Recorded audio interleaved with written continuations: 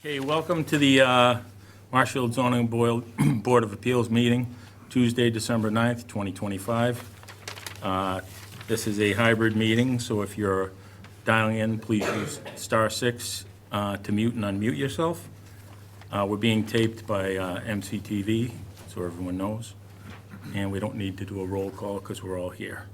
So before I start the meeting, I know there's people out there that are here for the Brant Rock meeting for the Dushopoulos family. Just so you understand how that meeting will go, is we will hear from the applicant, then we'll hear from the town council, building commissioner, and the board. We won't have public comment tonight, but if you have questions, we'll leave Nancy's email up there, or you can email Nancy, she'll send that out, give that out tonight. And then at the next meeting, we'll have public comment and the meetings after that as well. We just, this applicant, we only have about 60% of the information from what they've told us available. So that's how that's going to go, so everyone understands. All right? So we're going to start out of order.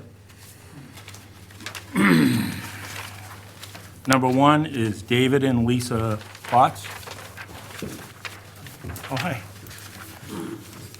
The petitioner is seeking a special permit in accordance with 305-1012 of the Marshfield Municipal Code to construct a 20-foot by 32-foot addition on the property located at 2193 Main Street, which is further identified on the assessor's maps as being on parcel E200102 and is located in the R1 zoning district. Name and address for the record. David and Lisa Potts, 2193 Main Street. Go ahead. Andrew, do you have this?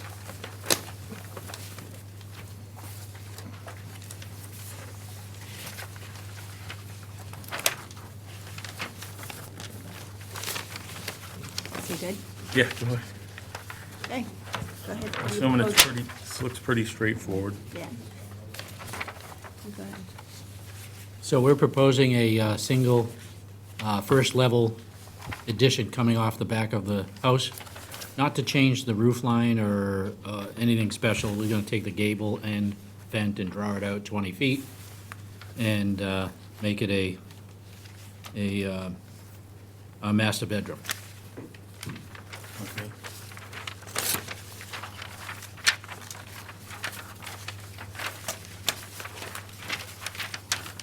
You said there's already a roof line here? Yes, if you go to the rear elevation, that's the right side or the left side. The back one. That's the left side. The next one would be the rear elevation. There you go. So that there, Yep. that A-frame that comes out, there's a dormer in the background which is existing. That's a loft on the original house. So we're taking that A-frame and coming out 20 feet to the back of the property. So we're not changing the roof line or creating any height difference. Or actually the footprint either, because right now there's a deck there. Yes, yeah. So we're going An enclosed deck? No. Excuse me? An No, it's an open enclosed deck. deck? No, No. it's exposed. It's just a regular pressure-treated decking, yeah. You can see it here. Is there, the rooms, there's a room underneath the deck though? No. No. Oh, it's, okay. So Andrew, do you have any questions with this?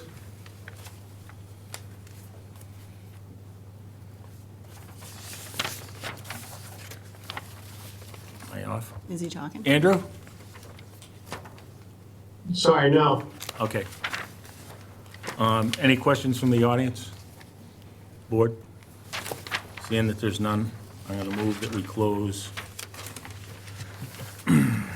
David and Lisa Potts, 2193 Main Street. Do I have a second? Second. All in favor? Larry Keane, aye. Steve Winchuk. Groveland's, yeah. Brian Murphy, aye. Mac Brothers, aye. Jean Lee, aye. Eric Murphy, aye. So the full-time members will be voting on this. I move that the board vote to approve the petitioner's application for a special permit based on the finding that the applicants to construct a 20-foot by 32-foot addition on the property located at 2193 Main Street, which is further identified on the assessor maps as being on parcel E200102, located in the R1 zoning district, as shown on a hand-drawn sketch elevation plans dated with estimated dimensions, 4 pages. And then we had the other one, right? That one you got there. That I can't read. But anyways, a plot plan from 421, 93. 2193 Main Street dated October 20th, 2025. Andrew, what do they need? Just a building permit as built? Building permit, final as-built, and a certificate of occupancy. Do I have a second? Second. All in favor? Larry Keane, aye. Steve Lynch, aye. Rob Hensley, aye. Brian Murphy, aye. Mac Brothers, aye. Jean Lee, aye. Eric Murphy, aye. Thank you. Thank you, Bill. Thanks for your time. Thanks, folks. Thank you. Good luck. Now we have South Shore Habitat for Humanity, 2568. Is anyone here for that? The petitioner is seeking a special permit in accordance with 305-902 and 305-1012 of the Marshfield Municipal Code to raise the existing structure and construct a 26-foot by 32-foot dwelling on the property located at 1929 Main Street, which is further identified on the assessor's maps as being on parcel D180205 and is located in the R1 zoning district. Name and address for the record, please. My name is Rob Carlzon from Grady Consulting. This is the site plan for 1929 Main Street. So just a little bit about the property itself. It's located up in North Marshfield on the west side of Main Street, which is also Route 3A, diagonally across from Minot Motor Works. It's in the R1 Residential Rural zoning district. We've traced the deed back. This is an existing lot. It's been in existence since at least the 1920s or earlier. There is an existing dwelling on the property now. There is also an existing cesspool based on Board of Health records. There is a wetland that we had delineated earlier this year. It's almost down on the plans on the north side of the property, but on the right side, if you're looking at the plan. The structure is existing, non-conforming to property line setbacks. There is an existing gravel driveway located on the south side of the property. So basically, our applicant is looking to raise the existing dwelling. It's currently in disrepair, it's in tough shape. So looking to raise the existing dwelling, remove the existing septic system, and then construct a new 3-bedroom, single-family dwelling with a new septic tank, leaching field, and also we're gonna reconfigure the driveway and add a turnaround in the front of the house to make the access in and out of the property a little bit safer, so you don't have to back out onto Route 3A. So we've applied for a special permit under Chapter 305-902C. Non-conforming structures may be altered or relocated on the same lot if it makes the altered or relocated structure more conforming with respect to the current building and yard regulations. So I'll just run through the setbacks real quick. So the existing house that's there, the side setback is 23.6 feet. Proposed, it's 33 feet. The existing front setback is 35.2 feet. The proposed setback is 36.2 feet. The existing rear setback is 33.3 feet, and the proposed is 35.7 feet. So we, with the location of the proposed dwelling, we are not increasing the nonconformity, and we are making the setbacks more conforming. We were able to place all the work outside of the 100-foot wetland buffer zone, including all grading. We also have a silt fence for erosion control. We did send this plan over to Conservation Commission, just as a reference. They had no comment, and they didn't ask us to file any application, but they do have a copy of this on record, for their record. That's pretty much the gist of it, so I don't know if you guys have any questions. Andrew, you have any questions? I guess I just had a question about what that bump out was in the back. I didn't see that on the actual construction plans. It just showed a flat back. So I didn't know what that 5-foot bump out was that or whatever this bump out is. Is that a bulkhead or? Yeah, my name is Dick Halverson. I'm with the Habitat, South Shore Habitat for Humanity. And Andrew, yes, that is a bulkhead. So, if the bulkhead is going to be, like a doghouse with a dormer and a door and stairs that you walk up and out, then that would be considered the setback, but otherwise you should be showing to the actual building. If it's a bulkhead with just, that you're just gonna pull open and walk down into the stairs, that's really not considered the setback of the building area. Because they're considered stairs down below grade. Okay, it But would that's be, neither here nor there. I don't think that changes anything for you. I just wanted clarification.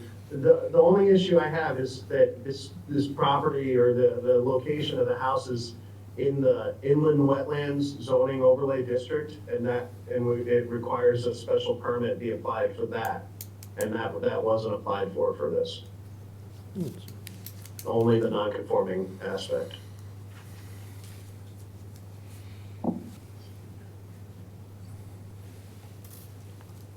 So we could continue this to, guys be able, Nancy, will I be able to get the information in by the January 13th meeting? They have till next week, and usually that's just a letter that goes with what the bylaws are, and they answer the questions from the bylaw.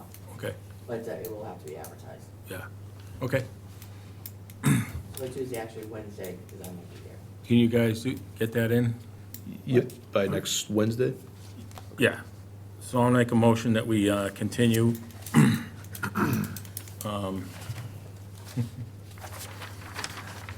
South Shore, 2568 South Shore Habitat for Humanity, 1929 Main Street, to January 13th, 2026. Do I have a second? Second. All in favor? Larry Keane, aye. Steve Lunch, aye. Grover Hensey, aye. Brian Murphy, aye. Mac Brothers, aye. Jean Lee, aye. Eric Murphy, aye. So if you can get that information into Nancy, that'd be great. we All will right? do that. All Thank right, you very much. great, thank you. Okay, now we have, so Nancy, the two Bruce ones are being moved to the 13th? Correct. All right, so I'm gonna, 2542 Matthew Bruce, trustee, Bruce Family Realty Trust, 8 Ocean Street. It's being continued to January 13th, 2026. Do I have a second? Second. All in favor? Larry Keane, aye. Grover Hensey, aye. Brian Murphy, aye. Mac Brothers, aye. Jean Lee, aye. Eric Murphy, aye. And 2542A Matthew Bruce, trustee, Bruce Family Realty Trust, 8 Ocean Street, being continued to January 13th, 2026. Do I have a second? Second. All in favor? Larry Keane, aye. Steve Lunch, aye. Grover Hensey, aye. Brian Murphy, aye. Mac Brothers, aye. Jean Lee, aye. Eric Murphy, aye. And so we have 2549 Mill Pond Realty Trust. Morning, everyone. Melissa Colvita, Sullivan and Comerford, represent Mill Pond Realty Trust. Here this evening with me is John Moon from Mill Pond Realty. So Andrew is setting up a meeting for myself, you, Bob, the applicant, and you hired a new, Brian, Yeah, so we recently have retained a new engineer, Brian Taylor from Sembeck and Taylor, to do the engineering and submit a revised plan consistent with the zoning bylaws and the asks of the zoning board. And then obviously in follow-up to whatever meeting and comments we So receive. what we're gonna do is, so the zoning board understands, we're gonna try and address the zoning issues with that property and see if Andrew and Bob and the attorneys and the engineers can come to a resolution, a way to rectify what's currently going on the property. But so, do you think we should, Nancy, what's the second meeting in January? The 27th. we'll put the 27th, we should have the meeting done by then, and at least we can give the board an update. Yeah, that would be fine. I don't know that we would have a new plan by then. We won't have a new Of course, one but, done. but 3 yes, months, we can of course, you're we can looking of at course 2 to provide an 3. update. I think also, Brian, I think probably everyone of this board knows, but since the last time we were here, we did have town meeting that voted to allow Yeah, some we- of the uses The uses that are are there, at just- issue here, have to including the address boat some of marina and impound storage, so. Yeah, you said January 27th. 27? 27. It will So- also need a letter to extend the time. Right. I'll send that to you in the we'll need morning. Thank you. All right, so 25, what, unless the board has any questions? Any questions? Larry? I'm good. So I just want to make a comment. And so either you need a subdivision here, right? Pardon? Or you need to change the zoning, right? Right. That's the choices you have. And this board, from what I can see, is not willing to put 20 people out of business, and neither am I. But Appreciate that. we're going to give you the leeway to keep those people in business by giving you a continuance. But you need to move towards one of those two things. Of course. All right? Well, that's hopefully what we'll be addressing at that meeting. Yeah, I know. I'm just making it clear where I am, so they know what. No, They got my I appreciate your comment, and I appreciate the fact that you note that there are, Well, we're going to move to the Various kind of- 27th, and yeah. obviously, Yeah, we'll we have- won't have any plan by then. Anyone that's in the business, it's a 2 or 3 month at least project to get that. So, all right, so I'm going to extend 2549 Mill Pond Realty Trust to 835 Plain Street to January 27th, 2026. Do I have a second? Second. All in favor? Larry Keane, aye. Steve Lynch, aye. Roe Hensy, aye. Brian Murphy, aye. Hunt Brothers, aye. Jean Lee, aye. Eric Murphy, aye. All right, so thank next- you, everyone, have a Thank great you. holiday. Thank you. Merry Merry Christmas, everybody. Hey, Nancy, is next Cherubs? Is there anyone else? I don't, yeah, that should be that, and then, 239 Ocean Street. Carrots going to minutes in his office. Which is the other one I'm missing? Oh, 239 Ocean. Oh, yeah. All right, so Cherubs Child Development Center, 260 Main Street, requests a waiver of site plan approval to remove sections of glass storefront and replace with shed roof and windows, no change to footprint. Does anyone on the board have a problem with giving them a waiver, site plan approval? I don't have an issue with that. I think it would be great. Awesome. All right, so I'm going to move that Cherubs Child Development Center, 260 Main Street, has a site plan approval waiver. Do I have a second? Second. For those things I mentioned. All in favor? Larry Keane, aye. Steve Lynch, aye. Roe Hensy, aye. Brian Murphy, aye. Hunt Brothers, aye. Jean Lee, aye. Eric Murphy, aye. All right, so now are we on to Drusopoulos? Is that all that's left now? All right. So 2570, Drusopoulos family. The petitioner is seeking site plan approval in accordance with 305-10-12. Oh, do you want to announce it? Mr. Chairman, yeah, I would like to Yeah, no, abstain from this. Yeah, all right. I'm a butter, and I have been notified twice, so All right. Thank thank you you. very much. Have a nice Christmas. Thank you, you too. Mary. 1202. Merry Christmas. A special permit in accordance with 305-1012 of the Marshfield Municipal Code, and a variance in accordance with 305-1011 for relief from 305-801 off-street parking requirements, 305-1305 G2 density, 305-1305K parking, to construct a restaurant, commercial, and residential mixed-use building on the property located at 239 through 287 Ocean Street, further identified on the assessors maps as being on M0703030405A and M0702 19 20 21 22 23 24 25 26, located in the B4 zoning district and the Brant Rock Village Overlay District and the Coastal Wetlands District. Name and address for the record. I believe Jonathan Silverstein online is going to start the introduction here as counsel Sure. for the applicant. Are you out there, Jonathan Silverstein? There he is right there. You got to unmute yourself. Can you hear me, Mr. Chair? Yes, I can. Yeah, I wasn't able to unmute until given permission. Thank you. I'm sorry I can't be there I had intended to be in person. My name is Jonathan Silverstein. I'm counsel for the applicant. I'll briefly introduce the project. Before I do, I have a request that is a bit delicate, but I feel obligated to make it. And that request is, I understand that one member of the board who's in a butter has decided to recuse himself. I would also ask that Mr. Lynch recuse himself.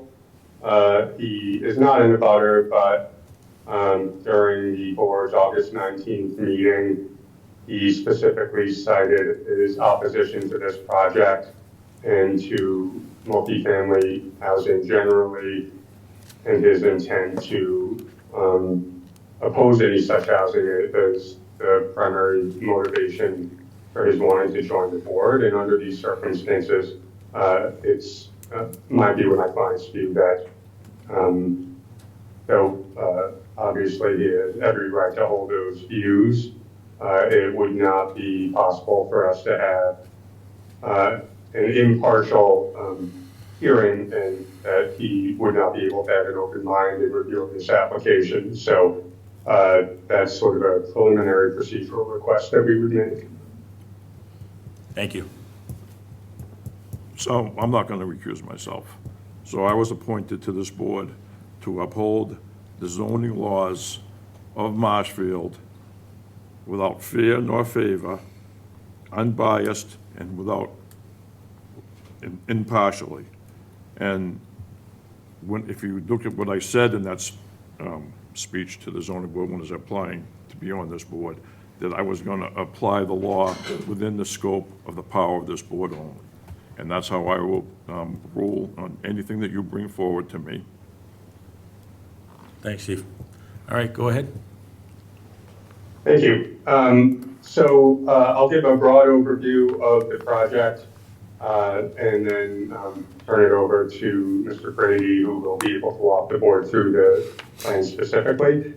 I'm sure you're all generally familiar with the property in the Brant Rock Village Overlay District. The project is a mixed-use development involving the proposed construction of a new mixed-use building with parking on the bottom level, and on the first floor would be commercial uses, including the new restaurant space, and then on the second and third levels would be residential units.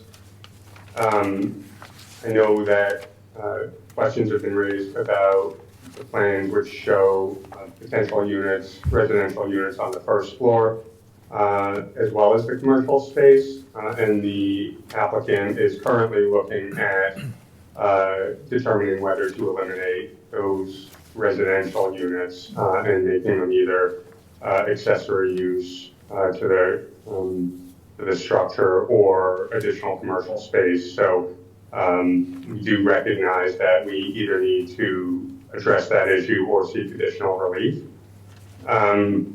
We also recognize that there may be some other additional zoning relief. I did receive from Mr. Stewart, or from Mr. Galvin rather, the list of zoning relief that Mr. Stewart had prepared. So I received that today and started to go through it, and we'll be prepared to address that either before or during the next hearing session. One of the primary, I guess the primary types of relief that we're seeking relate to parking and density. With respect to the density, we would note that allowable density is listed in the bylaw strictly as a matter of units and as opposed to bedrooms. And we're proposing a number of smaller units which exceed the allowable density. The number of bedrooms we're proposing is far below what we could build as of right if we just built all 3-bedroom units, for instance. With respect to the parking, we are seeking relief. The primary form of variance relief we've requested relates to a requirement that was inserted on the floor of town meeting into the bylaw without any analysis or study by the planning board or any town staff or any real discussion at all at town meeting, that requires all residential parking to be above base flood elevation. That is a requirement that, as has been recognized, would effectively prohibit any meaningful redevelopment under the bylaw in the Brent Rock Village Overlay District.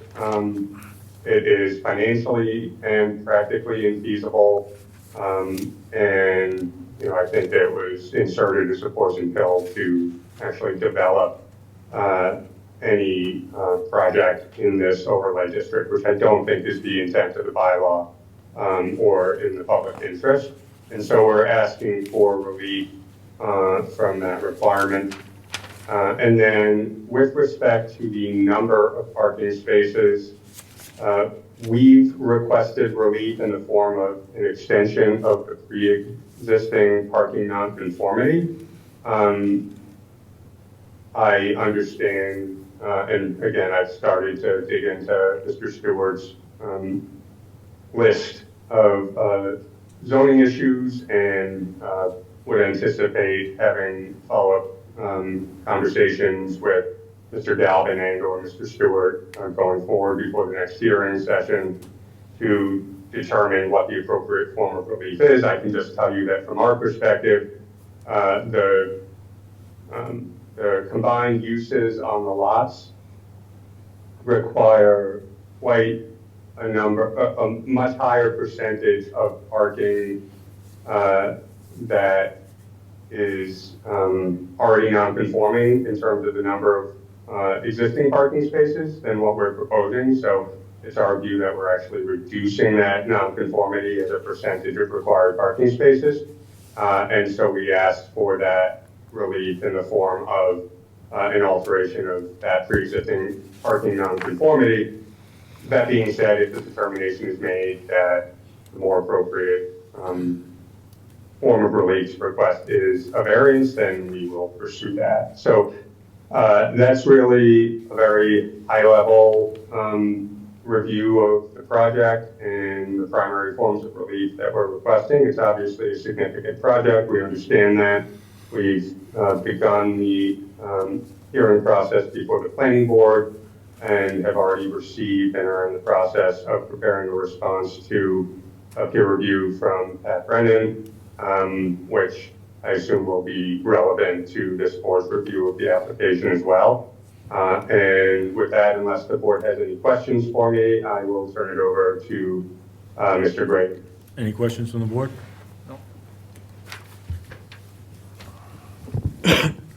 Go ahead. Thank you, Rick Grady from Grady Consulting, the engineers for the project. This is a property located between 239 and 287 Ocean Street, basically from the existing Venus down through the abandoned Arthur and Pat's. It's about 121,480 square feet of lot area, 611 feet of frontage. It's located in the B4 Business District in the Brent Rock Village Overlay District. We actually worked with the previous owner on that in 2013 when that was being established, and we worked closely with the town in the establishment of that. Since that 12 years, we had a number of tire kickers come in asking, what can we do with this? What do we have to do? A lot of people were scared away by the expense of elevating this all up above the floodplain, and it's taken 12 years to get somebody to commit to making this move and happen and move this up above the floodplain. The floodplain in this area is AE12, coastal flood zone. Existing grades in the area range from about 5 to 8. So basically at any given time, floodwater in this area could be anywhere from 4 to 7 feet deep, depending on where you are from a topography standpoint on the property or in the street. So it is definitely within the flood zone. What the applicant would like to do here is ground level parking. And then what we're calling the FEMA platform, and on the previous page, it was, actually Andrew's got this up, so I'll say this here now. We X'd out all of the existing structures that would be removed as part of the construction of this, everything from the storefronts, the ice cream shop, Arthur and Pat's, some accessory buildings in the back, Venus, and a number of uses across these properties. So what we're... Can I just ask a question? So Certainly. I'm a 30-year resident, but I don't know the buildings by their occupants. Okay. So everybody refers to it as from the ice cream store to the Black Rave Studio or whatever that is, I don't know them. Okay. So if you could just use some other way to describe this property to somebody The who's not address. familiar to it. Thank you. I appreciate it. Right? You know, is that, for instance, on my far right my far right of the screen, that Yeah. building that X'd out, is that black painted neon Shark, building? that's Arthur and Pat. Yeah, that's... That was Arthur and Pat's? Correct, yeah. All right. Yeah. And then Okay. for context too, if we go to the far And left, then the far left, the it larger was building is the Venus. the large building, the one that Oh, burned? I'm sorry, Yeah, that's the Venus right there. yeah. That's no, the Hadad's burned. No, the Venus is, that's the problem here. It's like, I look at this and I see something kind of different. I see the black painted building over on one side, and then I see this abandoned ice cream one-story shop, then I see that big restaurant that looks like it caught on fire and is No, boarded up. that's the Yeah. That's the Venus. Next to Okay. the Venus is the old Brent Rock Breakfast. breakfast, yeah. Yeah. All Irish right. breakfast. Okay, thank you. So on the extreme left there, you can sort of see, it's hard to see, but the parking spaces for Haddad's, just off the edge of the sheet. Okay, So in effect, it really does go from, and I don't know Haddad's either, so. well, the burnt got it. building there. All right, all right. And I think it's still burnt. It is, Yeah. Thank you. So anyways, the FEMA platform on this thing that we're talking about will be elevated to approximately elevation 19. So it's roughly about 12 feet above grade and about 7 feet above the flood elevation of elevation 12. Can I ask a question? Certainly. The FEMA platform, is that for parking, or is that for the That's first floor for of the the building? first floor of the building. Thank you. Yeah, so it'd be the commercial primarily, the restaurant access, the relocation of Venus, the relocation of the Hop. The lighter tans that we're looking at there, and the project architect can take you through the architectural a lot better than I can, but the lighter beige colors there are basically the outdoor walkways on that elevated platform. The more gold colored is the limits of the building on that elevated platform. And then there would be 2 levels above that as well. And he can go through the architectural for you on that a lot better than I can. But that's the basic outline. I just wanted to give you the building versus the boardwalk or platform. Thank you. That proposed building that we're looking at there is about 43,764 square feet. It's about 36% of the lot area, so we are conforming with the building coverage requirement. When we take into account the boardwalk or elevated platform or elevated walkways, whatever we want to call them out there, we're at about 57,616 square feet. That's about 47.4% coverage when we look at it from that perspective. So even if we want to take those elevated walkways into account as building coverage, we are still conforming with that requirement. We've got about 18,000 square feet of pavement, basically access to the rear of the building, as well as fire department access, which is all 20 feet wide. That's all been designed to honor the Conservation Commission's requirement for a 25-foot setback to the delineated wetland to the rear of the property. So we'll be keeping that all outside of the 25 feet, providing 20-foot wide emergency access around the full perimeter of the building. Things like dumpster access will be in the back of the building, accessed through that same 20-foot wide driveway. Parking spaces, as we're depicting on sheet 3 of the plan, we've got 102 dedicated residential spaces. That calculates to about 2.26 spaces per unit, or about 1.25 spaces per bedroom. Those residential spaces are a mix of 9-foot by 18-foot 90-degree parking and 8-foot by 22-foot parallel parking. One of the comments from Pat Brennan, and we do realize that we still need to provide this, would be where are the columns coming down within that parking? How are we going to fit this parking around the columns? And we're hoping to have the structural engineer on board to give us the information. We're basically hoping to hit the columns on the lines of those parking, similar to other below building garages that we've all maneuvered in the past. Those residential spaces are depicted as the blue on this particular sheet here. We have 22 self-park spaces that are also 9 by 18 or 8 by 22 in the green shaded. And then we've got 105 what we're calling valet spaces, which are 8 by 17 in the yellow color there to maximize parking, especially during peak hours.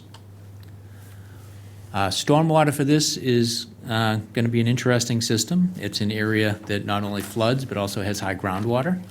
So there's not a lot we can do with depth of stormwater systems on this property. So what we're proposing to do is to calculate the runoff for the existing condition that is primarily going from top of the sheet to bottom of the sheet toward the wetland for the most part. And then match that peak rate of runoff for the existing condition by storing stormwater within 2 large subsurface holding tanks, basically. They're called storm traps. They're large concrete chambers. They do make them right here in Situate Ray Precast here in Marshfield. And then we would have a pump system which would slowly discharge that water from those 2 containment areas to match the existing rate of runoff for the property.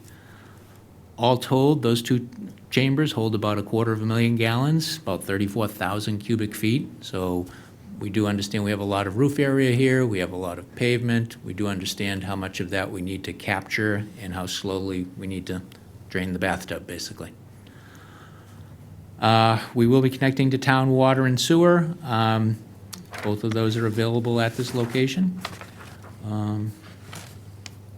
We have received the comments from the town planner and also Pat Brennan on the review.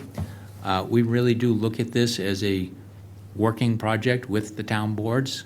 So we've received a little bit of criticism that we haven't provided 100% plans, and we fully understand that. It's our intent to work towards those 100% plans with the input of the town boards. The review comments we've received so far have been excellent as far as feedback, and we've got pretty clear marching orders on what we need to do. We do not expect to close this hearing tonight. We understand that we owe you some more information, and we will work towards that. With that, I'd be glad to hand it over to the project architect if the board doesn't have any other questions in the meantime. I have some questions. Go ahead. So what is the seating capacity of the restaurants? I'm going to defer to the architect on that one, actually. I don't, or, Currently? yeah. No, what are they going to propose? We have to figure the seating capacity of the restaurants in with the parking, right? Sure. Sure. What's that? Right now, we're talking for the Venus 2, we have 150 first floor. For hot, we're talking 90 to 100, depending on the counter. Functional upstairs is 125. So we got 375 divided by 4, right?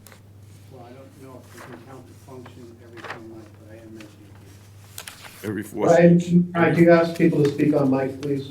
Oh, I apologize. There's a mic right up at the podium. Sorry. Make sure it's green. So It is every green. 4 seats, you need a parking spot, correct?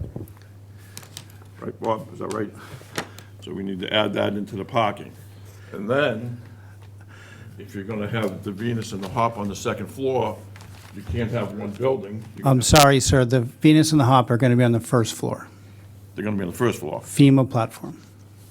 First of all, I apologize. My name is Gary Lepori. I'm an architect and owner of a firm called LDL Studio in Providence, Rhode Island. We've been engaged by the family to help with this and have been involved with the project for a number of months, participated in a few of the neighborhood meetings as well as a town meeting, and then earlier this month participated in the first zoning meeting. And I'd be happy to answer as much questions as I can. As Mr. Grady did mention, we are working on this project daily as part of our team, and our offices are working on it. So a number of these questions I'm going to be answering as best I can, but I'm also going to be able to tell you we're working on it. So if things that you have that are specific questions and I can't answer it, I'm obliged to answer, I don't know yet. So the hop and the Venus and the function room are all on the first floor? The drawing on the board right now is the first floor. So we're calling that, and again, Rick Grady mentioned it as the FEMA platform. This is level 1, first floor. But under the Brent Rock zoning overlay, can they do that and still have apartments? Can't have residential on the first floor. And that was brought up at the last meeting, and that was one of the things that we discussed. Would you like me to walk you through the plans? Would that help the board? Well, yeah, do you have other questions, Steve, or do you want to wait till he does the architectural presentation?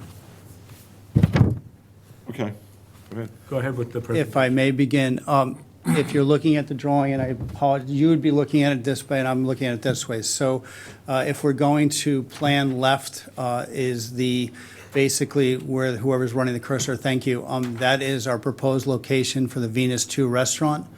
And we are proposing, and as was mentioned earlier, there's a walk-around platform that goes all the way around the sides of that for a concourse platform, possibly some outdoor seating with the ability to enter and exit through the Venus through several different locations, perhaps even doing some open walls and so forth to take advantage of seasonal occupancy. Next to that, moving in towards the building, you will see an entrance foyer area where we're also considering doing a express service. As all of you are aware, Grub hubs and so forth now have major factors to restaurants when people approach. Also within there, we have an elevator core and stair core. 2 of the primary bathroom or toilet facilities that will support the restaurant. The fixture count will be in compliance with the code. And then next to that, we have the back of house kitchen area, which will include walk-ins, all of the kitchen cook lines, warewash, pot wash, dry storage, wet storage, and so forth. Finally, at the end of this, you'll see in this bar area, we have our mechanical MEP space that supports the hop restaurants for services for hot waters and so forth. One of the design features that we've been introducing and have been talking about on a number of occasions is because your overlay district code and zoning bylaws reference something called New England vernacular. The idea here is when I show an elevation a few slides away, we're doing an open concourse walkway between these 2 volumes of spaces. That will be an arched ceilinged walkway that you would see like in many of the larger type of vernacular hotel type things. And thank you, whoever's doing that is well ahead of me. So we have a walkway that's going through to the back deck area where we're going to have additional seating in the back there to support the hop. Again, outdoor seating that faces Green Harbor. And that seating is accessible from the public walkways as well as from the restaurants in the back of the building. If you could return to the plan, that would be helpful. Okay, the moving plan left to right. Along the front concourse, we have a walkway that sets the entire building back anywhere between 10 and 12 feet from the edge of the FEMA platform. That'll allow us to have spaces where pedestrians can walk along. Perhaps the ice cream store moves up, and so there could be a place where people could stop, have access to tables, seating areas, and concourse and so forth. We are currently proposing to show 5 commercial spaces. And then directly behind whoever has a cursor, thank you again, this is going to be our proposed location for the Hop restaurant. Again, with the idea that they have access to outdoor seating areas. Perhaps we have some sort of a folding opening wall or door system that allows people to come in and go out of the restaurant on nice sunny days. Next to that is the similar support areas for the kitchen, back of house, that would be walk-ins, refrigeration, cook lines, and so forth. And then finally, again, additional storage for that building. The cursor was shown just a few seconds ago to our primary elevator stair core that supports the 36 condominium units that are on the 2nd and 3rd floor of this building. If you move all the way down to the right of the plan, at the last meeting, I discussed showing a fitness center. The idea there, and there were some comments, and immediately after that meeting, the family approached me and said, please eliminate the idea of a huge fitness center and just provide us something that could be just for the tenants as an accessory to a unit, so you could walk down to a small fitness center like you would see at a hotel that all of us have stayed at. If you could move to the 2nd floor, I'd appreciate that. On this floor, we're proposing, the way that it's been designed is each unit is a townhouse-type construction, so you're going to have 18 accessible entrances on this floor and then 18 accessible entrances on the third floor. This allows us to split the volumes up so we don't have 36 front doors and 36 back doors and so forth. And within each unit, we're showing 2 bedrooms, a master bedroom and a smaller bedroom, as well as a bonus room. In our experience, we can sit here and state that bonus rooms, home offices, home gyms, all of these type of home amenities is extremely popular in these type of condominium units. And so the idea of including a bonus room for people to have offices and other spaces is important. It was brought up at the last meeting, and I will continue to talk about it. We are going to propose to have some of these units being accessible for mass access or handicap accessible. So you're going to see designs where basically the bathrooms and the kitchen areas are all accessible for that type of configuration. We're also showing some amenities like a large capacity laundry service, but that's details that we'll get to much later. The important thing to note is, as we're making the edge of the building, we're not doing a flat facade that's just a straight facade. We're introducing patio spaces, deck spaces, so every single one of these units will have some sort of a living space that's exterior to the building, that also allows us from a volume point of view to do setbacks and project the building in and out along the facade that matches that historical New England vernacular that you're all familiar with, whether it's Marblehead or Swampscott or any of those type of areas, as well as Nantucket and Martha's Vineyard. On the third floor, I apologize, if the person running the plan could go to the plan left. I do want to mention to you, the current HOP does have a function room up on their second floor. We're proposing a similar function room on the second floor here as well, so they could run their various functions, whether it's weddings or teenage proms and so forth.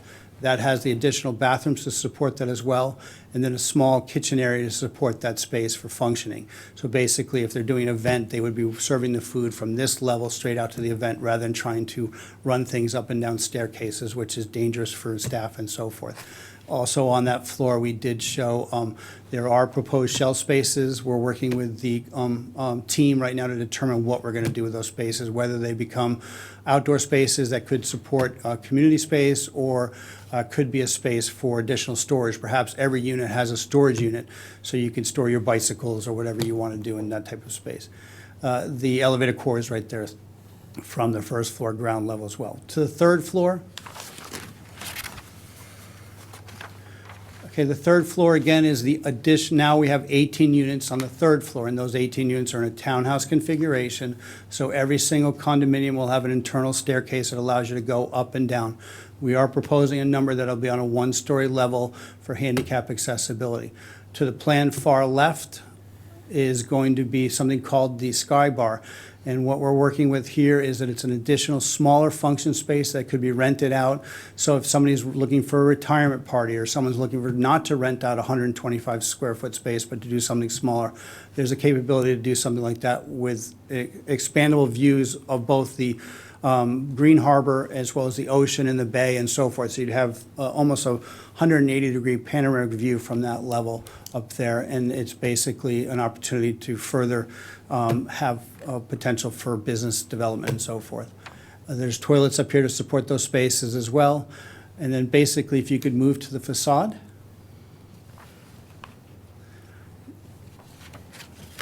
As I mentioned to you all, it's important and paramount to the design strategy that we're doing these setbacks and decks and patios and so forth. So this building is not one facade that's flat and with punch windows. We're trying to create a vernacular that would look like it's been here for 100 years, and it matches that New England style vernacular that has been talked about in your zoning ordinances as well as within some of the design features.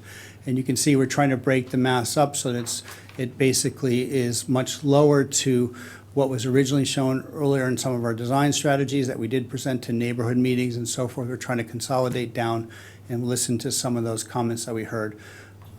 Basically, that is what we have. It was mentioned in the zoning questions, and I do want to bring it, if you could zoom in to the first floor. There was a question that was asked about a wall that was continuing along grade. That wall does have floodwater mitigation venting and panels in it. You can see those little squares that are repetitive all the way along the way. That would be fully code compliant and deal with the idea that it has an internal lever, so when the water gets to a certain level, and those things are opened and raised, so floodwater can penetrate and go in and out to the parking area behind them. And we're proposing those things because we really want to try to introduce a whole line of vegetation along the way.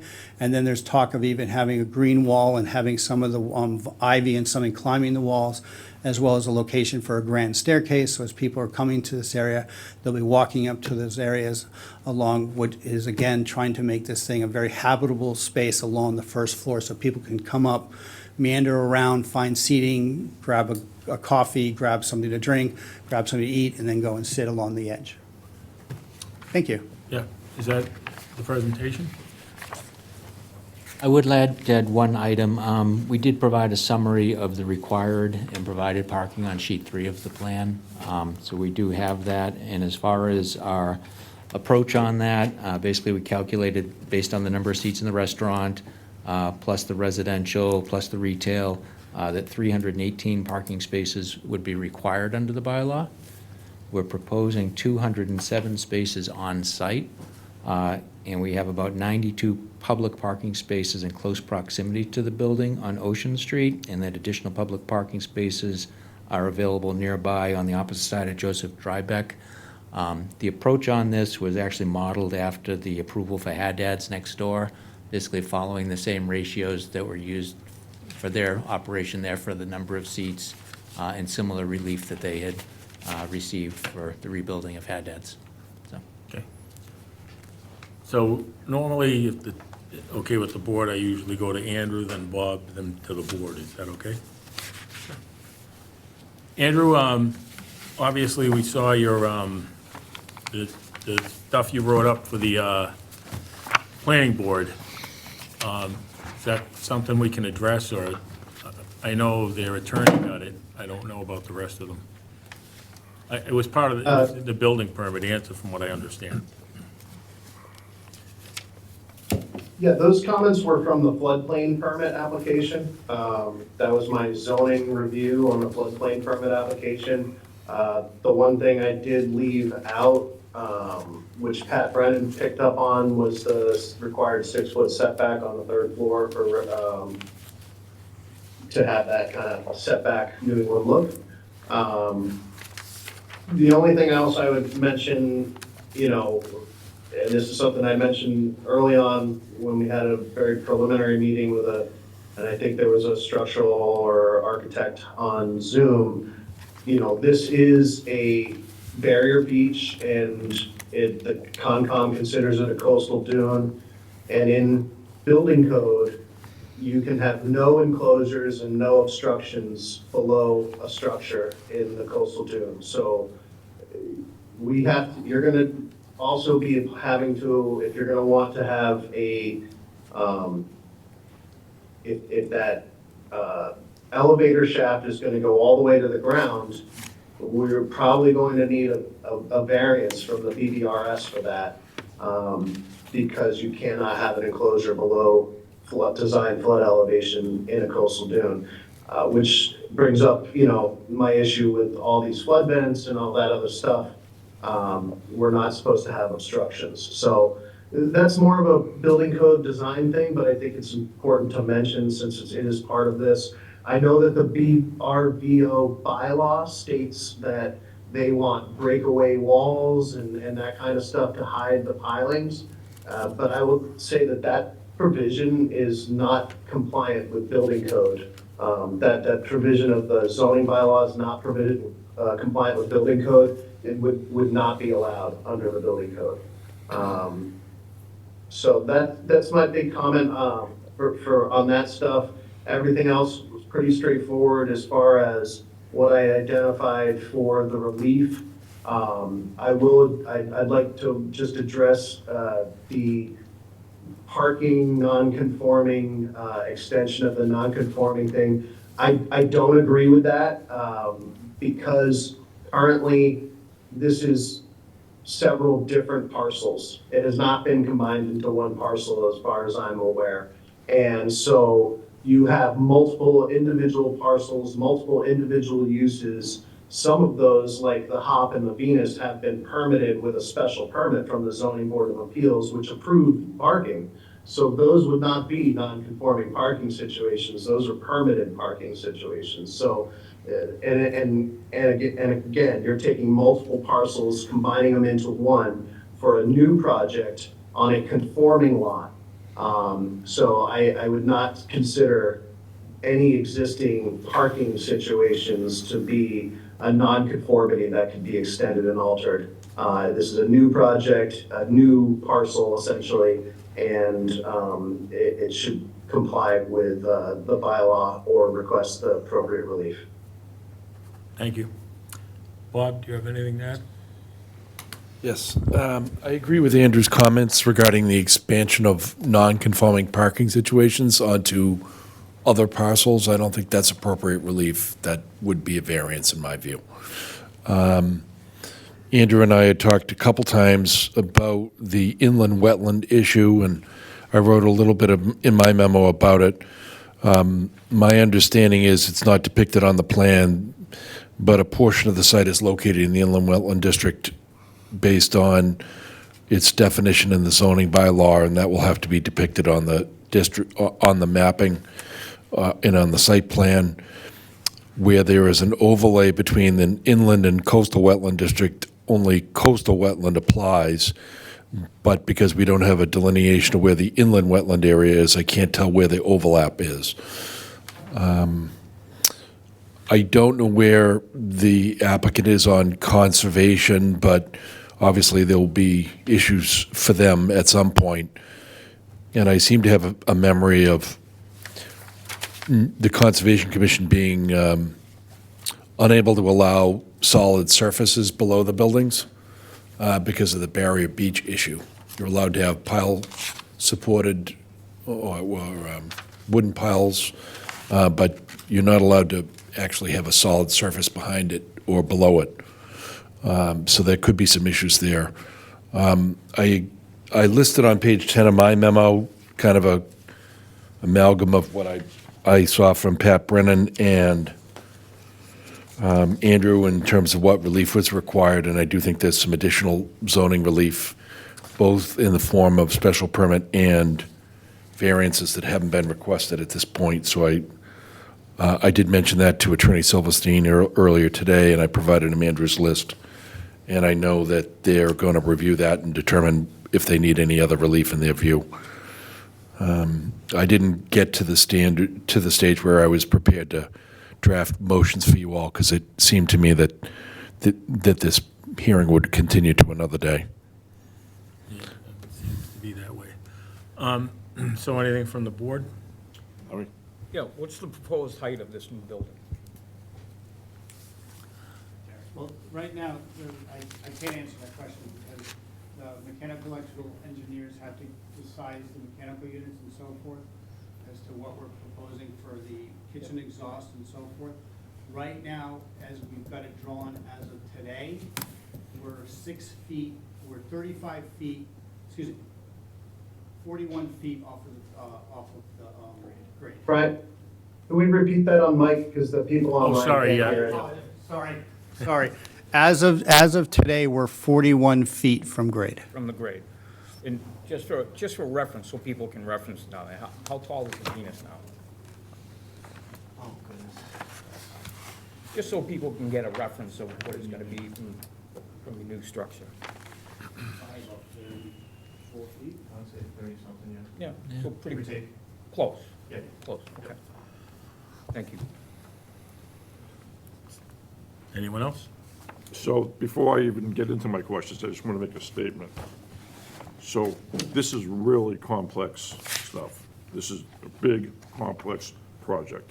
So if we're going to have multiple hearings on this, I think we should segment it into first floor, second floor, third floor uses, something like that, so I can do some serious studying on what that night's going to be about. I need Bob to make a clarification for me. So, first you told me there's no restaurants on the first floor, but now you're saying there is, right? First floor, Second floor restaurant, right? no, first floor is restaurants. no restaurant stuff, food service at all on the second or third floors. Second floor is a function hall. So that's a restaurant. Not by code definition? Function space is not considered a restaurant. Function space is isolated as its own code identification. So, is that true, Bob? Yes. And so, so then we have the Brant Rock Overlay District, right? Does that allow to have apartments on the second and third floor if you're gonna have a function hall there? Because I know that's a B1, you can do that, right? Because that's what they have now. You can do. But there's no apartments. You can do all residential, you can do all commercial. But you can't do And- both, and- right? And you can do a mixed-use project with a special permit from the planning board, but you cannot have any residential on the first floor. That's the restriction. Were you saying you can have commercial, business, and residential on the same floor? That's what you want clarification on? The only thing you can't do is have residential on the first floor. As you see the plans right now, do they fit the bylaw for where they're having their commercial stuff mixed with their apartments? No, because there were residential units on the first floor. Only because there's residential units on the first floor? Yes. Not because there's ones on the third floor above? No, it was because of the residential units on the first floor. Okay. And so, and then the 318 parking spaces that you need. So this in itself, I'll have to spend a day on checking out to see if it's the right amount, the right number. But I definitely would not want to give you 92 of the public parking spaces for your one building when that's for the public. And we already have a problem with the Jetty taking public parking spaces for their restaurant. And same with Haddad's. And what are we gonna do? Get rid of all the public parking spaces in Brent Rock so that three businesses can control them? I'm not willing to give a variance on that. I mean, so currently, right now, the occupancy of the Venus, including the function space, is 411 people for our occupancy. That includes the function hall plus the restaurant seating. And with the parking spaces that we have now from the Venus, I mean, plus Haddad's parking spaces, plus the Jetties, it is a tight zone down there for parking. But we are creating an immense amount of parking spaces for this new project compared to what we currently have right now. Yeah, but you can't, the project is dead without us giving you a variance for parking at grade, right? That's why we're here. And so how do you meet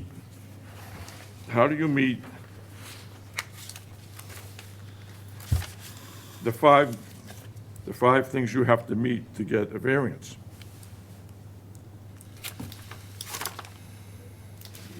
Explain it to me. How about just number one? We can have counsel answer that. What conditions on your property are different than the adjacent properties? Any questions you have, you can defer to our counsel. May I answer, Mr. Chair? Yeah, please. Thank you. So I would defy anyone to find a property that is more unique than this in terms of its shape, its topography, and its soil conditions. I mean, you can look at it, you can see, just as a for instance, we wouldn't have trouble putting parking on the lot, but for the unique soil conditions. You can see there at the back of the parcel, those soil conditions make it nearly impossible for us to fit parking on the lot while redeveloping this property as contemplated under the district regulations. Oh, that might be unique The to shape Marshfield of the- Hills, but it's not unique to Brent Rock. Well, I would submit that it is unique in terms, when you combine it with the shape, it's a very unique shape, and the configuration of the buildable land and the unbuildable land, I submit is unique. I don't think you would find another comparable property anywhere in Brant Rock. So that's our position. I understand that particularly given your previously stated views on multifamily development. It's nothing to do with multifamily development. we It has may to do not with be able meeting the to- criteria for a variance in the town of Marshfield. That's what I'm asking you about. Yeah, and I'm speaking to it. And there may be some people who cannot be convinced, but the shape of this property, coupled with its unique topography and the soil conditions, as well as circumstances relating to the structure itself,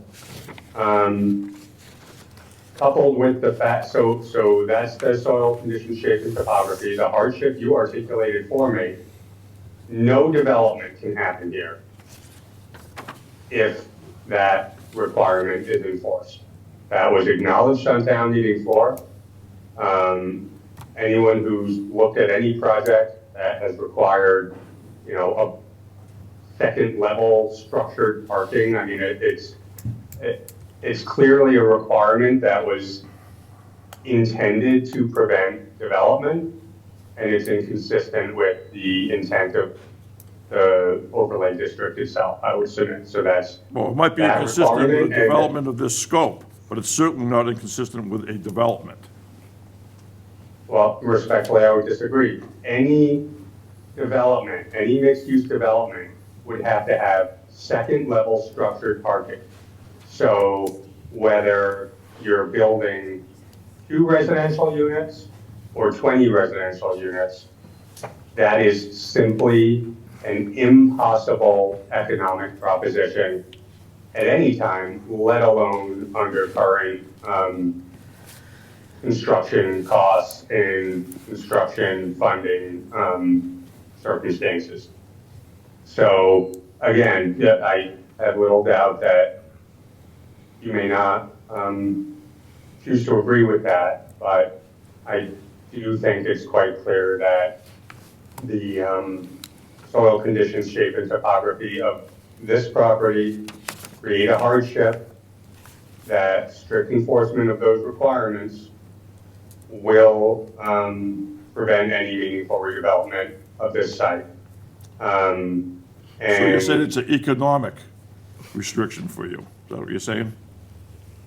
Well, that's exactly what the statute says, hardship, economic or other, financial or otherwise. So yes, it is an economic hardship because it would render any project unbuildable, unfundable. Not any unfinanceable. project, just one of this scope. No, I disagree with you. Well, I disagree with you. Because, again, we could be proposing a 5,000 square foot commercial space with 3 residential apartments, and the bylaw would require us, for those 3 residential apartments, to build a second story structured parking facility for those 3 residential apartments. And there's no way on earth that would be economically feasible. So it is not anything to do with the scale of the project. Again, I would note that except for the number of residential units, the scale of the project complies with zoning. So I know you don't like multifamily, but the only reason we're seeking relief in terms of the quote-unquote scale of the project is because we're proposing more smaller units instead of fewer larger units. So, And let me that interrupt. has nothing to do with scale. Let me just ask a question real quick, if you don't mind. I have no problem with mixed-use projects. I want more jobs. I want more economic activity in this town. I want, some controlled growth. If you're not growing, you're dying. And this town is growing, I think, and it continues to grow and looks great. However, you keep saying that it is anything that requires a second-story parking facility is uneconomic, and you say that as if it's a fact. It's not a fact to me, right? That's a statement that you're providing me. And unless you can show me that that's a fact, I can't buy your argument. So I'm just going on your argument now. If, you know. Fair enough. So, you know, if you're going to have to, you know, say stuff like that, I'm going to need you to prove it. Because I come at it from a completely blank slate perspective. And I can't just say because you say it, or because Joe neighbor says it, or because developer says it, or lawyer says it, or architect says it, that it's true. So if you're going to say stuff like that, please present me the facts so that I can make a decision based on the fact. So I appreciate that. That's absolutely a fair point, and we will. Because my mind, I'll tell you, my mind starts turning, and I could say, wow, there's lots of different ways you can elevate parking above whatever, you know, base flood elevation is. I lived in New Orleans for 6 months. Trust me, they have parking where you pull in and these little machines zip you up and pull you up over flood level. Lots of people have second floor parking. Lots of people in New Orleans do. So because you're saying it, I get it. It may be economically unfeasible, but you're gonna have to prove that to me. No, as I said, that's a fair point, and we will, prior to the next hearing session, we'll have Mr. Lepori and Mr. Grady and the rest of the team will obtain, I assume we can find RSVs or other documentation of the cost of elevated parking and what it would cost to comply with it, the requirements of the bylaw, which again, I would note, this provision was inserted on town meeting floor without any discussion, any analysis of its impacts, positive or negative, of any reasons for it to be included. So I do think that's important to bear in mind, but your point is very well taken. We will certainly provide that documentation of the financial impacts of compliance. May I ask a question? Sure, go ahead. The question's to Andrew, because he brought it up earlier. Andrew, you mentioned Barrier Beach. Would parking ramps required to get a raised parking be considered a barrier, be considered something that it would be, require a variance? Because it's an obstacle that I would have to create at a 4 or 5% grade from level up? I don't believe so. So, to the best of my knowledge, my father and I are the only ones who have ever built elevated parking in Marshfield for a house down in a coastal dune in Wrexham Beach. I have not come across any other house or structure that has a ramp to elevated parking other than the one we built in 2009 or whatever. That was approved by the Conservation Commission. It was Barrier Beach Coastal Dune. It was like steel beams with pressure-treated boards for the drive up, which were spaced with no slats or anything underneath them. So the obstruction was minimal because it was just the ramp. And it wasn't considered an obstruction, it's just considered part of the structure and the access to the parking. Now granted, that parking was elevated 2 feet above grade to the bottom of the horizontal member. This would be elevated much higher, and the ramps and the slopes required to be there, would be quite different from that. But it would not be considered, the ramp itself would not be considered an obstruction, especially since you would more than likely design it with some sort of material that might be, like I said, either a pressure treated, heavy duty member, several almost like deck planks that you drive up or something like that, or again, it's hard because this was all designed by, ours was designed by a structural engineer, and that's really something that you guys would have to propose if that were the way to go about doing it. Thank you. Anything else from the board? I showed a few points. Sure. I think as everyone's kind of understood, we don't have enough info tonight to make any decisions. I think we need to obviously continue to get more info. Have you guys done a feasibility study or consider doing one with like either as is and then one that complies fully with the bylaw,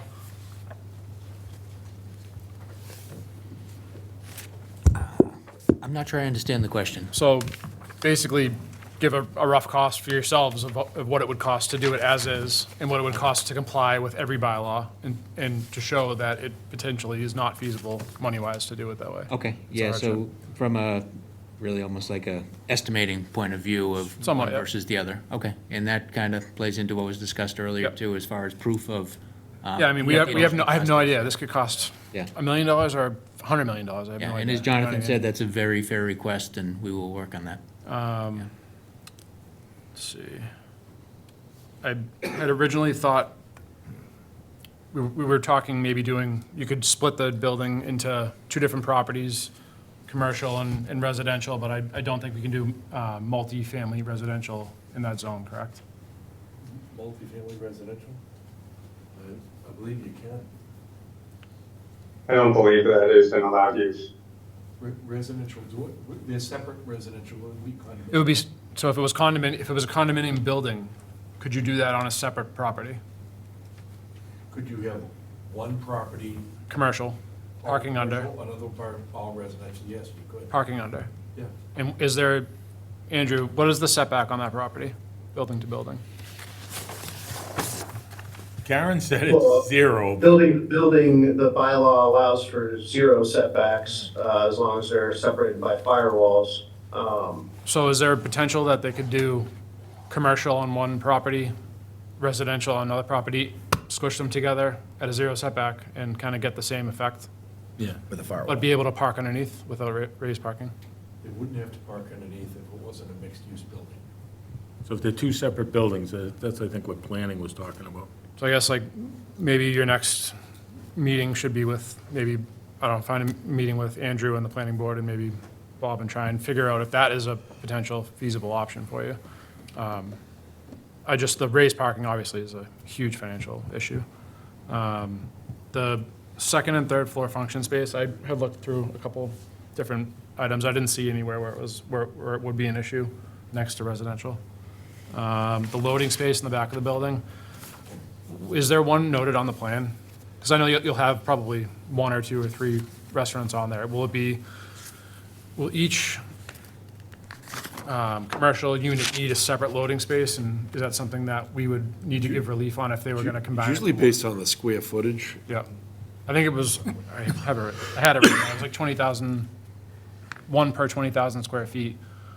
Where it's just a tight lot and everything, that's something that we might consider to grant them relief on, into combining it from, say, 5 loading docks into 2 or something like that from each side. And then my other thing is just that Brant Rock, I am fully for redeveloping Brant Rock. I think it's something that has to happen. Obviously, I think the board needs to work with everyone. My biggest concern is that this gets shot down. Say we decide to vote on the next meeting and get shot down. My biggest concern is that another builder in 5 years, when the state makes some other change to their laws, will come in and have a field day with an open lot in a beach zone. I think we have a Marshfield family here. They are willing to put the money up and do something for this area. I think we need to, as a board, work with them to find a middle ground to make this happen. Someone will come in after them if we don't grant this. Not this particular plan, but a modified version of it, in my opinion. But anyway, thank you for. Thanks, Judy. Anyone else from the board? Yeah, pretty much the businesses, the restaurants that are going in here are all established restaurants that have been there forever. They're not recreating any new restaurants. It's what's already working there, it's already been established, it's moving into the building. I think Grover made a good point about the 2 separations of the buildings, to get some type of relief in that direction. Obviously, we need to look more into that, but if that is the case, I mean, that, So Bob, they could leave the Venus and the Hop and then build an apartment building in between them? If they have enough room, sure.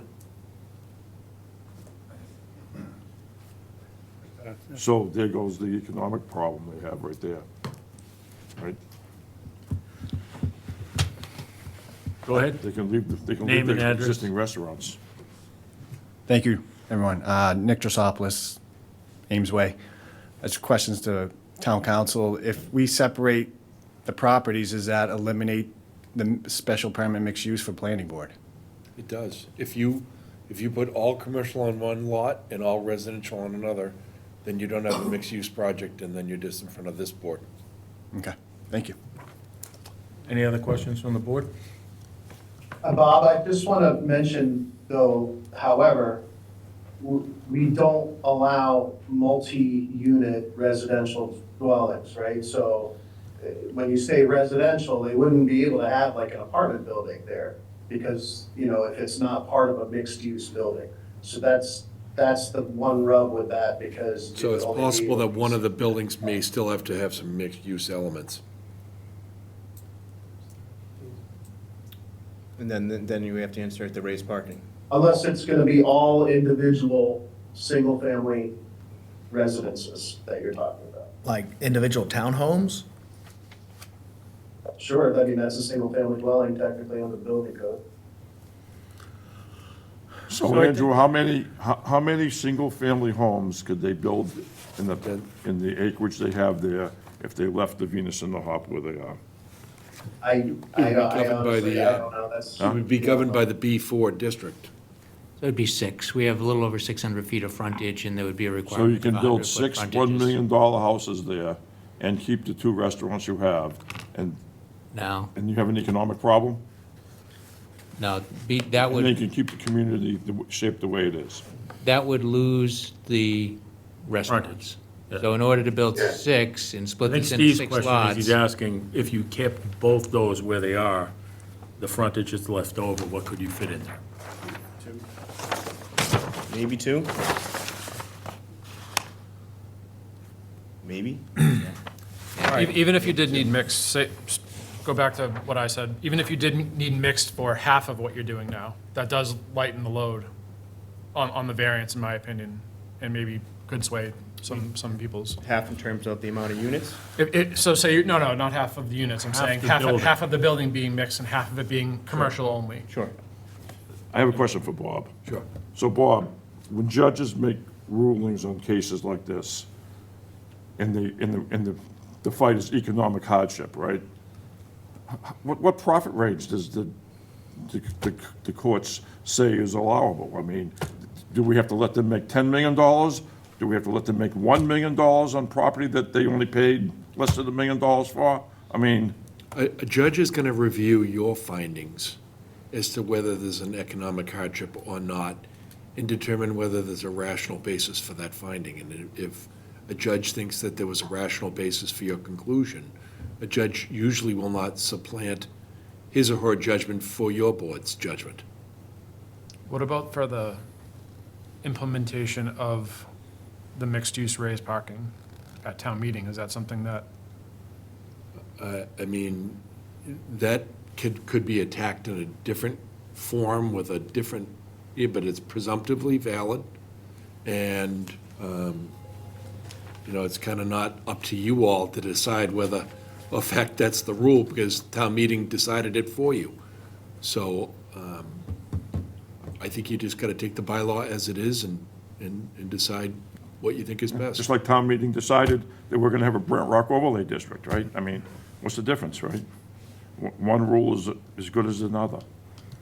Could I answer that question, Mr. Chair? Sure. So the difference is that the Brent Rock Overlay District was the subject of analysis, thoughtful authorship, study, determination, public hearings at the planning board. And it was included in the town meeting warrant, and everyone was on notice that this was what was being considered. The difference with this requirement is it did not get a public hearing. It was not analyzed by any town staff. There is no rational basis for it. And most importantly, it, I would argue, was not within the scope of what was on the town meeting warrant. So as town council said, we could go in and we could challenge that, and I have little doubt that a court would declare that it's not valid. But that's not who my clients are. We have no desire to sue the town or challenge, a bylaw. all we want to do, all my clients want to do, is propose a project that is feasible, that makes sense, and that they think will be good for the town. Ultimately, it's up to the board to decide if it likes the project, if it wants to ask for changes to the project, as has been suggested. Would you prefer a project that's all residential on one side and all commercial on another? If that is a project that you like better and it's still going to end up not having elevated parking, then we can look at that.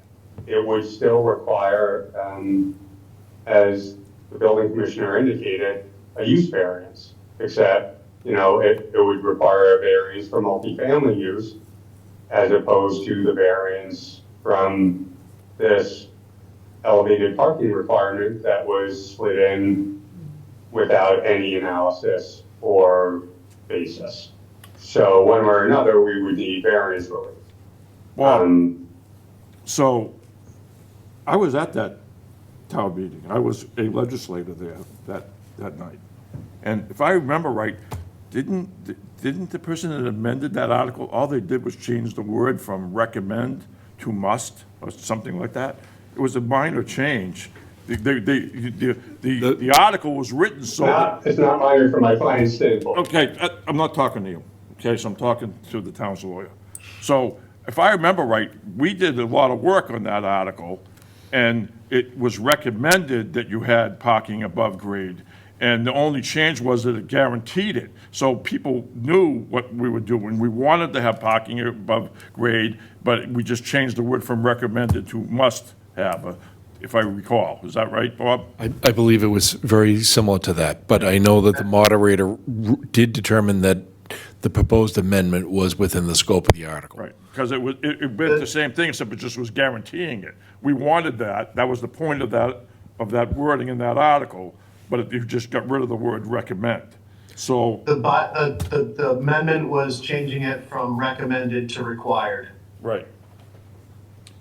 So there was plenty of work done on that article, and there was a good reason why it was written. And I was a legislator there that voted for it, and I don't take it lightly when I vote at town meeting.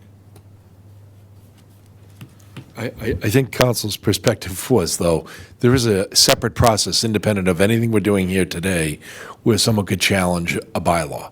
The problem is, if there's any legitimate planning purpose for it, and there may be or may not be, Well, I mean, the not prepared. legitimate purpose, Bob, would be that I don't think it's. cars don't get flooded in the northeastern when there's a flood high tide. I don't think we should debate that right here, because it may be debated in another forum on another day. So all I'm suggesting is there are court decisions which have now determined that a single lot in Milton that's going to be used in a residential neighborhood for a landscaping business, there's a legitimate zoning purpose for it. So courts give wide latitude to decisions of town meetings when it comes down to what is legitimate and not. All right, any other questions from the board? Now, the residential units that you're gonna put there, are they gonna be rental units?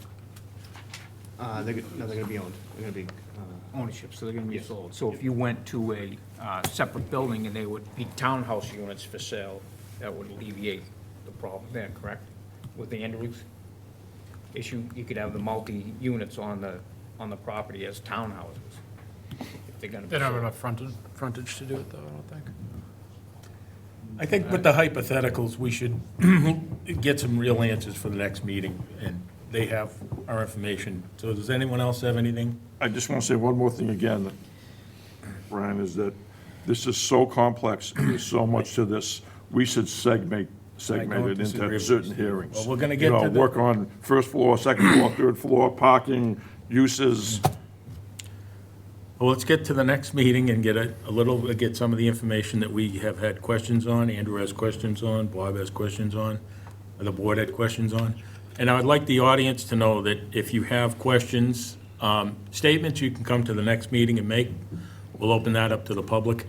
Nancy, do you mind giving your email address out? It's N, P as in Peter, ORRECA @townofmarshfield.org. Or I can also use to contact us Right. On the town website. On the town website. So anyone that has questions out there in the audience or in the virtual audience out there, if you have questions, please send them to Nancy, and we'll do our best to get them answered by the next meeting. When do you guys, would it be the January 27th? Is that the one, do you think did we give enough time to get back to us with the questions we're asking? The statements Andrew sent you and... Yeah, we returned to planning board January 12th, and a lot of the comments and a lot of what we need to do really overlaps between the two boards. They do. So, yeah. So January 27th would be good? Yes. So Bob, the only question I have is, planning's already using Pat Brennan. Could we use him for the difference in the pieces between their questions and ours? I think he serves as your peer review consultant too. Yeah. On 40B projects, so I don't know why you couldn't use him or share him. Okay. You guys don't have a problem with that, do you? No, I think it makes a lot of sense. problem. Very efficient, yeah. Okay. If that's it, One question, please, Sure. Mr. Chair. Nick Drosopoulos, Ames Way. The emails from the public, will we be receiving those as well? well, what happens is they go to Nancy. Sure. And Nancy will compile them and send them to you. Perfect. And then we'll be asking you guys to answer those the best you can. Thank you very much. Okay? All right, if there's nothing else, I'm going to move that we move 20, what number is it? 2570. 2570, Drosopoulos family, 239 to 287 Ocean Street to January 27th, 2026. Do I have a second? Second. All in favor? Larry Keane, aye. Steve Lynch, aye. Go Van aye. Ryan Murphy, aye. Mac Brothers, aye. Jean Lee, aye. Thank you. Thank you. See you then. Thank you. Merry Christmas, everybody. Holiday. All right, is that it, Nance? Do I have the minutes? All right, here we go, Larry. Rip it and rip it. Yeah, where are we? Make a motion, we approve the minutes from October 28th, 2025, and November 25th, 2025. Second? Second. Larry Keane, aye. Steve Lynch, aye. Go Van aye. Ryan Murphy, aye. Mac Brothers, aye. Jean Lee, aye. Motion to adjourn, are we ready? Now, are we doing zoning changes? It's not on the agenda? Oh, no, that's we're gonna do that at the next one. Okay. So motion to adjourn? Second. All in favor? Larry Keane, aye. Aye. Go Van aye. Ryan Murphy, aye. Mac Brothers, aye. Jean Lee, aye. Sorry, Steve, I had to put it on there, but we wanted to.